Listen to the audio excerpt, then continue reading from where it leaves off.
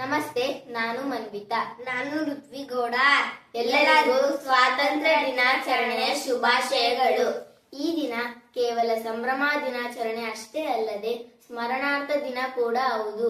ಇಂದಿನ ನಮ್ಮ ಸುಂದರ ಬದುಕಿಗೆ ಕಾರಣರಾದ ಮಹಾತ್ಮ ಗಾಂಧೀಜಿ, ಸುಭಾಷ್ ಚಂದ್ರ ಬೋಸ್, ಭಗತ್ ಸಿಂಗ್, ಬಾಲಗಂಗಾಧರ ತಿಲಕ್, ಎಸ್ ನಿಜಲಿಂಗಪ್ಪ, ಬಿ.ಆರ್. ಅಂಬೇಡ್ಕರ್ ಹಾಗೂ ದೇಶಕ್ಕಾಗಿ ದುಡಿದ, ಮಣಿದ, ಹೋರಾಡಿದ ದಿವ್ಯಾತ್ಮಗಳಿಗೆ ನಾವೆಲ್ಲರೂ ಹೃದಯಾಳದಿಂದ ಗೌರವವನ್ನು ಸಲ್ಲಿಸೋಣ. ಪ್ರತಿಯೊಂದು ದೇಶಕ್ಕೂ ಅದರದೇ ಆದ ರಾಷ್ಟ್ರೀಯ ಚಿಹ್ನೆಗಳಿವೆ. ಹಾಗೆಯೇ ಭಾರತಕ್ಕೂ ಕೂಡ ಕೆಲವು ರಾಷ್ಟ್ರೀಯ ಚಿಹ್ನೆಗಳಿವೆ. ಮೊದಲನೆಯದು ರಾಷ್ಟ್ರಧ್ವಜ.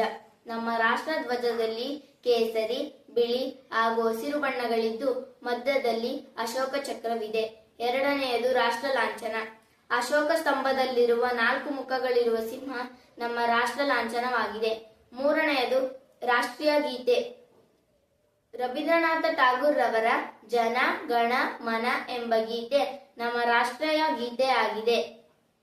ನಾಲ್ಕನೆಯದು ರಾಷ್ಟ್ರೀಯ ಹೂವು. ಇತಿಹಾಸ ಪ್ರಸಿದ್ಧವಾದ ಹಾಗೂ ಶುದ್ಧತೆಯ ಸಂಕೇತವಾದ ಕಮಲದ ಹೂವು ನಮ್ಮ ರಾಷ್ಟ್ರೀಯ ಹೂವಾಗಿದೆ.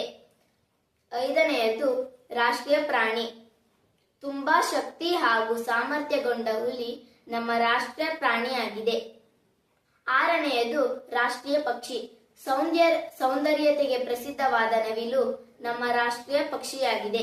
ಏಳನೆಯದು ರಾಷ್ಟ್ರೀಯ ಹಣ್ಣು.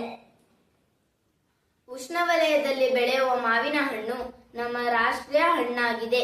ಈ ಎಲ್ಲಾ ಚಿಹ್ನೆಗಳನ್ನು ಭಾರತದ ಇತಿಹಾಸ, ಸಂಸ್ಕೃತಿ, ಸಾಮರ್ಥ್ಯ ಹಾಗೂ ಮುಂತಾದ ಹೂಗಳನ್ನು ಪರಿಗಣಿಸಿ ಗುರುತಿಸುತ್ತಿದ್ದು ನಾವೆಲ್ಲರೂ ಅವುಗಳಿಗೆ ಗೌರವಿಸೋಣ. ಜೈ ಹಿಂದ್, ಜೈ ಕರ್ನಾಟಕ ಮಾತೆ. ಧನ್ಯವಾದಗಳು. Please like and subscribe.